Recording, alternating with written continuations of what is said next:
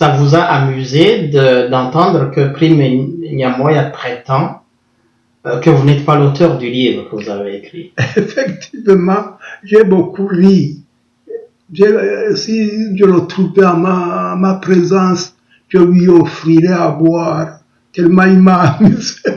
C'est un compliment de dire que ce n'est pas moi qui ai écrit la vérité sur le Burundi, que ça a été écrit par un professeur canadien, parce qu'il n'est pas le seul à dire ça. Au collège de Saint-Paul, les étudiants étaient sûrs que mes écrits sont rédigés par le professeur de français, le père, comment dire, le père, René Lefebvre. Oui. Mais j'ai dit, comment le père René Lefebvre? Quand? Vous m'avez dit avec le père René Lefebvre? Non, il ne voulait pas. Alors je riais, je dis, mais c'est quand même pour le compliment. Et ça continue comme ça. Donc vous considérez le fait qu'ils prétendent que vous avez engagé un nègre pour écrire le livre, oui, comme un compliment plutôt que comme une injure? C'est vraiment un compliment. S'il m'avait demandé de lui autoriser à écrire ça, je lui aurais autorisé. Je dis, écris ça, mon cher. Merci. Au moins, toi, tu me connais. Ok, maintenant. Voilà, au moins, qui sait que moi, j'utilise des nègres. Non, monsieur. Je n'utilise pas de nègres. Quand j'écris, je sais que j'écris bien. Oui, maintenant, tout le monde au Conseil des ministres reconnaissait ça. Ok. J'ai été secrétaire du Conseil des ministres. C'est parce que je ne savais pas écrire. Hein? Demandez à Zénon. Hein? Zénon Nichayenzi. Oui, Zénon Nichayenzi, une mission que lui et moi et le député Balthazar Barandaguier avons effectuée pour accompagner Pierre Ngelundumi en Afrique de l'Est. Demandez-lui comment j'ai écrit ce qu'il disait, comme ça, un peu arrivé. C'est moi seulement qui pouvais le faire, c'est d'autres. Ouais. Les secrétaires ne pouvaient pas. Alors, j'ai développé ça, on n'en revenait pas. Ce que le président Gauthier avait dit, je l'avais reproduit comme une machine. Ce que le président Nyerere avait dit, ce que le président Jomo Kenyatta avait dit, ce que Ngelundumi avait dit. Tout. Maintenant, venons-en à une accusation quand même assez grave.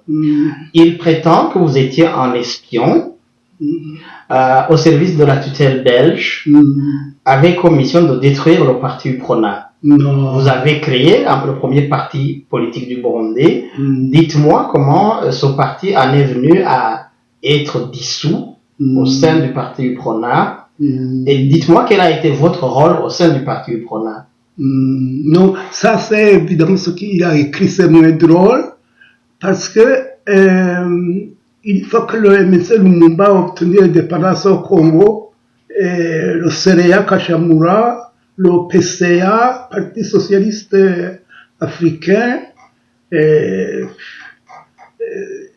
bon, ils ont eu l'indépendance. Au Rwanda, l'INDAR avait commencé les premières rencontres. Moi, je dis, si ces gens-là obtiennent l'indépendance avant nous, ils vont vivre du Burundi. Il faut se moquer de nous. Alors, j'ai vite réfléchi. J'ai pris du papier, j'ai fait des statuts, tout ça. J'ai contacté des communes de la tutelle belge, Raphaël Banchiako, Pascal Buzionja, Eletere Harimenshi, Mathias Matuturu. Je les ai placés conseillers, autres, secrétaire trésorier. Bon, allez, j'ai envoyé les papiers au résident pour demander de reconnaître le parti. Et puis, j'ai été très diplomate. Je n'ai pas cité le mot indépendance nulle part. Parce que j'avais peur que, d'autant plus que c'était le premier parti, le résident aurait pu refuser de l'accepter. J'ai dit que c'était un mouvement social pour voir en quoi on peut aider les gens. C'est pas mal, des petits trucs comme ça. Le parti a été reconnu très bien. Et vous lancez ce mouvement après le mariage du prince Olirwa Gasore. Oui. Et le voyage de noces qu'il effectue dans la sous-région. Jusqu'à Kigoma. Jusqu'à Kigoma. Jusqu'à Goma. Jusqu'à Goma au Congo. Ensuite, il passe par le Rwanda. Et vous voyez toute l'effervescence qui entoure autour des années 60 au Rwanda. Comment les gens sont engagés pour l'indépendance du Rwanda. Et vous dites, non, c'est pas normal. Oui, ils vont rire de nous. Ouais. Ils avaient l'air tranquilles et j'ai rencontré le prince Rwagasore, il m'a dit tout ça, il m'a raconté. Il ne m'a pas parlé de l'hypnose tout de suite. Ouais. Mais quand il a vu que j'avais mis moi, je le cherchais pour lui demander d'entrer à la pro-débat, pour le convaincre. Ouais. Il m'a dit de te chercher au étudiant à l'hypnose parce que je viens de faire un parti. Il m'a montré des bouillons. Le parti n'était pas encore accepté, mais j'étais sûr qu'il va être accepté. Il fallait me dire avant, dès que vous faites l'hypnose, moi je dis à l'hypnose, moi je ne fais pas de double jeu. Donc, vous adhérez à l'UPRONA pour éviter de gêner l'action des indépendantistes autour de Rwagasore. Autour dans notre parti ou contre Rwagasore. Et puis,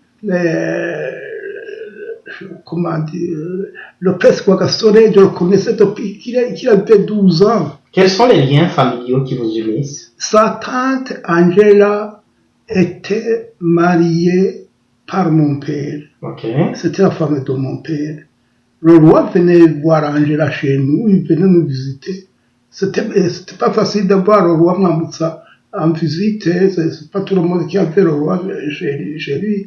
Il venait chez nous, donc il était Garouigi, et puis le prince Rwagasore avec, sa mère avec, tout ça. Et puis quand elle est morte, que ma mère est venue. Ma mère ne s'appelle pas Angela, je ne vais pas mentir comme ça. Elle s'appelle Martha. Oui, c'était une fille d'un sous-chef, le sous-chef Madende, le sous-chef de mon père. Voilà, alors je le considérais comme quelqu'un de la famille. Et puis même quand je voulais voir le roi, je ne me demandais pas le rendez-vous. Quand j'étais secrétaire de la police judiciaire, j'allais voir le roi, comme ça, je disais, je venais dire bonjour, il me donnait à voir. Et pourtant, Prime Nyamoya prétend que le Rwagasore ne vous a pas accordé le poste que vous convoitiez. Non seulement il me l'a accordé, il me l'a fait choisir entre le chef de la Sûreté nationale et secrétaire et ministre de l'information. J'ai voulu prendre le poste de ministre de l'information, mais je me suis dit que je suis trop jeune, je vais m'aplatir comme ça, commencer à fêter. J'ai dit, je savais qu'on venait on n'a pas gagné, j'ai dit, j'ai compris tout ce qu'on n'a pas gagné, qu'on allait commencer à travailler. Si on ne travaille pas, on va être perdu et commencer à tuer les gens parce qu'ils nous dépassent. Ou bien commencer à les mettre en prison pour un oui, pour un non. Et puis, j'ai dit, ok, moi je serai ministre plus tard. Maintenant, je prends la suite. Il était content il m'a dit qu'il est content que je prenne la suite. Donc vous avez occupé un poste de directeur de la sûreté, de quelle année à quelle année? Un instant. Quand il m'a donné la sûreté, d'ailleurs, quand il a refusé l'information, c'est là qu'il a proposé à Damien Kabouraé. Kabouraé aussi a refusé le ministère de l'information. Il voulait rester en Ndongozi. C'est un autre qui avait remarqué qu'on vient de commencer. La lutte n'est pas finie, hein. On n'est pas allé au paradis, ça vient de commencer. Il faut pas on va commencer à se jeter sur les gens. On a promis la démocratie. Il faut pas que le parti soit un parti unique. Il faut qu'il soit un parti à 70%, 65%. Vous voyez? Et pourtant, Prime Nyamoya prétend que vous aviez des relations tendues avec Damien Kabouraé. Non. Damien Kabouraé, c'était mon ami. On rigolait beaucoup. Je n'ai jamais rigolé en compagnie de quelqu'un qu'avec Damien Kabouraé. Il écrivait mes articles que je ne signais pas. Hein? Donc, vous signez... Je signais à notre nom. Ok. À un moment donné, j'ai utilisé des pseudonymes pour faire passer vos idées. Oui, mais je les mettais main en main. Et il savait exactement que c'est moi. Oui, ouais. Lui, il savait que c'était moi. Et puis, c'était dur, hein. Et puis, comment je peux dire, on riait beaucoup. Il m'avait surnommé le petit-fils de l'incendiaire. Oui, pourquoi? Dès qu'il me voyait, le petit-fils m'empêchait de parler. Je dis, tais-toi, le petit-fils de l'incendiaire. Dès que je commençais à parler, il m'arrêtait de parler. Il disait que je n'ai rien à dire. Je ne suis qu'un petit-fils de l'incendiaire. Parce que mon grand-père, il avait incendié les huttes de Père Blanc 2 fois. Ok, une façon de refuser en fait l'implantation du système colonial, parce que les Pères Blancs venaient aussi... Oui, il disait c'est des diables. Ouais. Il les a brûlés, les Pères Blancs n'étaient pas dans les huttes. Ok. Et puis les Pères Blancs, au lieu de fuir, ils ont construit à la même place. À Mouyaga, c'est ça? À Lusengo? Non, je ne sais pas où, je pense à Mouyaga, je ne me rappelle. Ok. Et puis, au lieu de fuir, ils ont recommencé à construire. Il a brûlé encore. Ils ont recommencé à construire une deuxième fois. Là, Mouzazi, le chef Mouzazi, il s'appelle Mouzazi, il a dit non, c'est des diables, ne recommencez pas, laissez-les faire ce qu'ils veulent. Avec cette histoire familiale de l'opposition à l'autorité de tutelle, comment vous expliquez-vous l'accusation selon laquelle vous serviez l'administration coloniale? Non, c'est impossible. D'ailleurs, à la police judiciaire, je m'occupais des affaires criminelles. C'est rarement qu'on s'occupait des affaires politiques. Quand il y avait un meeting important où tous les membres de l'opposition allaient se plaindre à la tutelle en disant « Oh, du promet trop populaire, c'est grave ». C'est là qu'on faisait des enquêtes. Et moi, je faisais semblant de faire des enquêtes, mais je n'avais pas fait des enquêtes contre moi puisque j'avais parlé.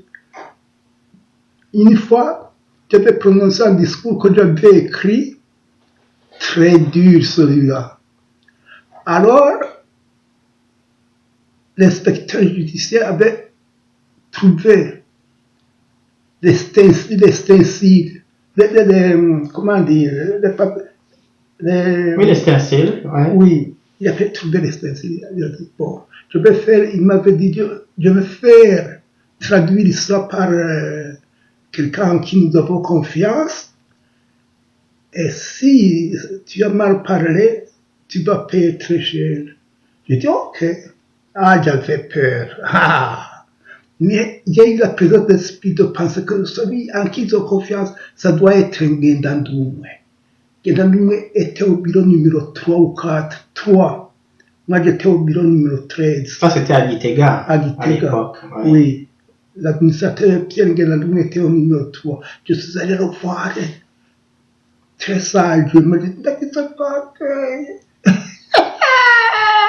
pas comme ça, comme un ami. Non.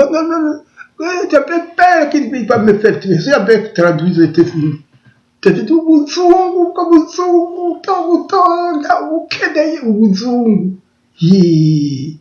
Alors, regarde-moi, j'ai dit, vous savez, je vais te demander, voilà ce qui s'est passé.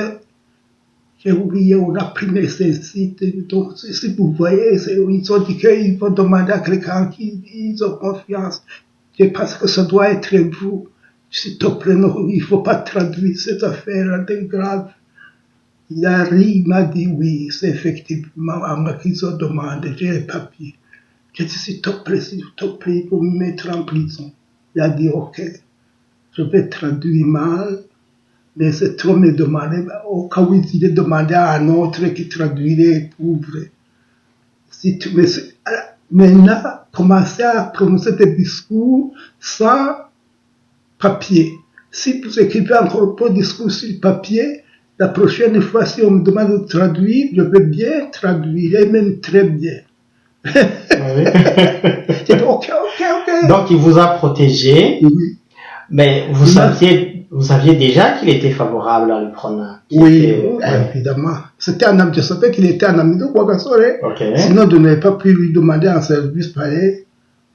Okay. Mais il ne se montrait pas, il ne prononçait pas des discours, par exemple. Oui, bien sûr. Comme vous qui travaillez avec l'administration coloniale, oui, il prenait des précautions. Oui, mais moi, je ne prenais aucune précaution, même pas. Je ne sais pas comment il peut. Plus ne sait pas ce qu'il dit. C'est parce qu'il n'était pas là.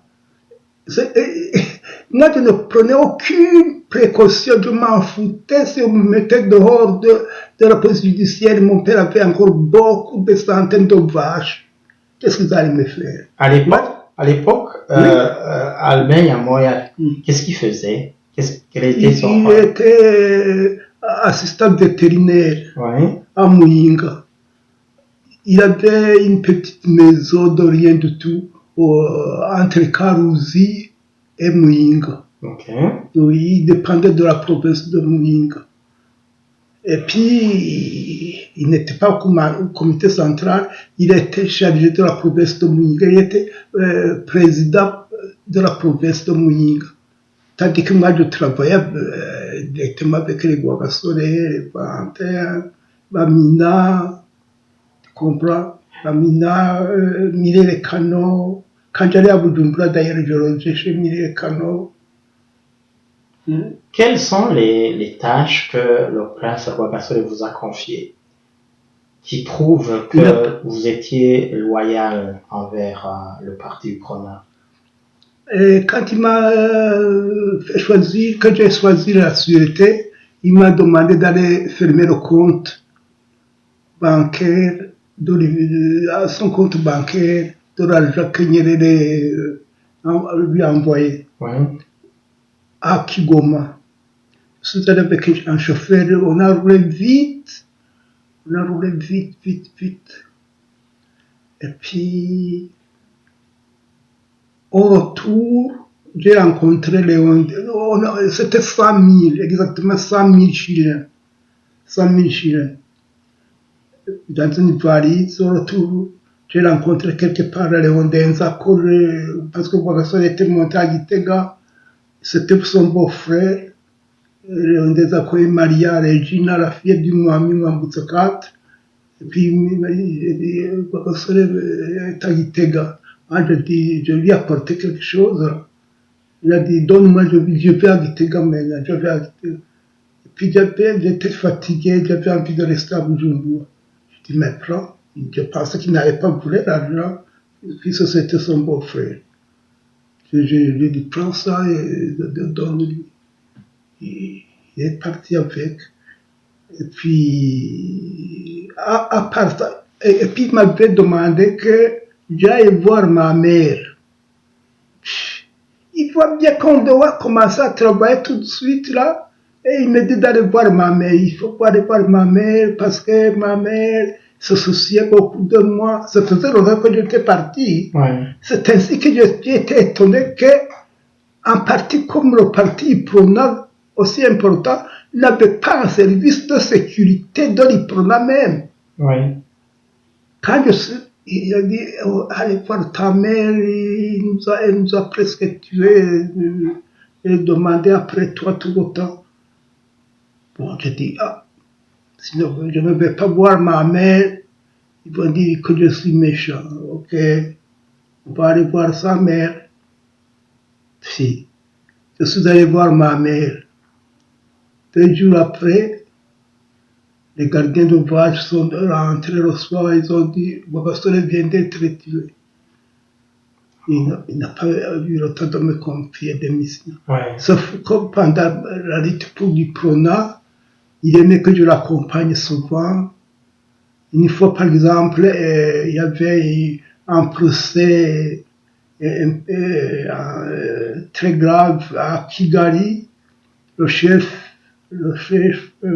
du baguette, j'oublie un peu, j'oublie comment il s'appelle, le chef, je vais me rappeler, qu'on accusait d'avoir envoyé des pygmées pour tuer des Hutus qui s'étaient réfugiés en Ngozi, chez des commerçants en Ngozi.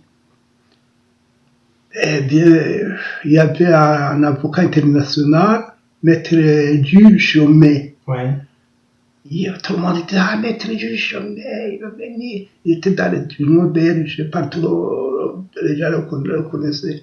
Lui, a tenu absolument ce que j'allais avec lui pour suivre le procès. Ça a été un compliment aussi, parce qu'il m'a dit, écoute, toi et moi, nous sommes les plus menacés ici. Il faut que nous allions voir comment nous allons nous défendre. Est-ce qu'il y a un compliment plus important que ça? Il a refusé de partir. Il était au conseil supérieur du pays, chez le Moami. Il a demandé à tous les membres du conseil supérieur de chercher Boniface de le trouver dans Gitega. Vous avez aussi... Et puis il y a quelqu'un qui m'a trouvé, m'a dit, voilà, ça te cherche partout. Je suis descendu vite pour aller le rencontrer. Il m'a dit, viens avec. On est allé, et puis ils ont, quand nous sommes présentés, ils vous ont refusé l'accès. Ils nous ont refusé l'accès. Nous étions avec Grégoire Ngenzebuhoro, l'ex-chef Grégoire Ngenzebuhoro, et Komoni Kamatari, le fils du chef Ignace Kamatari. Il est en Suisse, à Londres. On peut lui demander.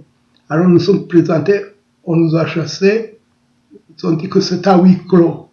J'ai dit au prince Wagasore, attends, venez, je vais vous montrer. Nous sommes entrés dans une librairie, on achète 2 carnets comme des journalistes, et un crayon, il faut prendre le crayon comme ça. Prenez le crayon prêt à écrire, comme ça.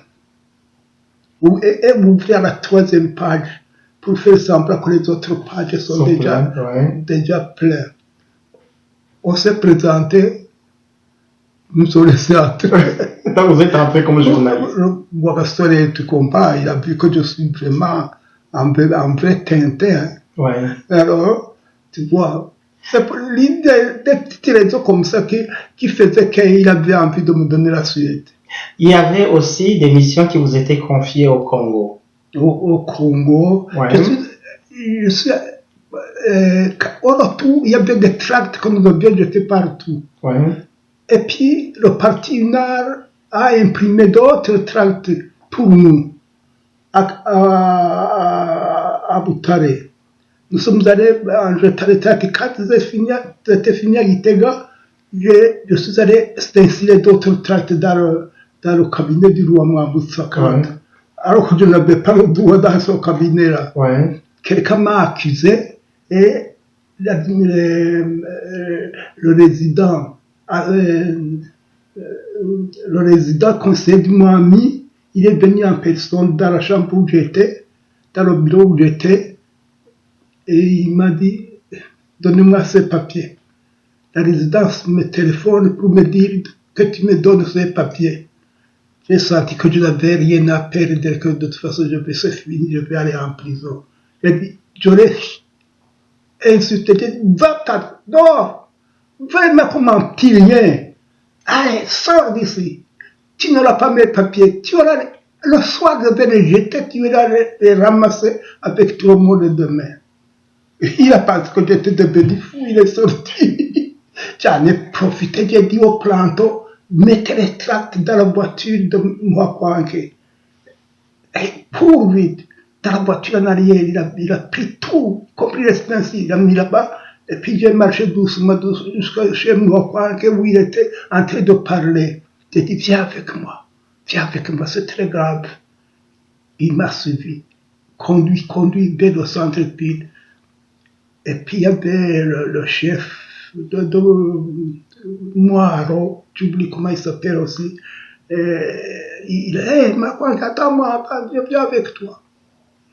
J'ai dit, viens, oui. Et puis nous avons rencontré des camions pleins de soldats congolais, le commandant, même le comptable Jeanne, la Mercedes bleue François-Louis Asselman, l'inspecteur, mon patron direct. J'étais assis derrière, je me suis rapetissé comme ça pour qu'on ne voit pas même ma tête. On a roulé, j'ai dit à ma femme de tourner à droite. On est arrivé à Mouchat. Justement, je suis allé chez Damien Kabouhaï au bureau. J'ai dit, Damien, on va m'arrêter.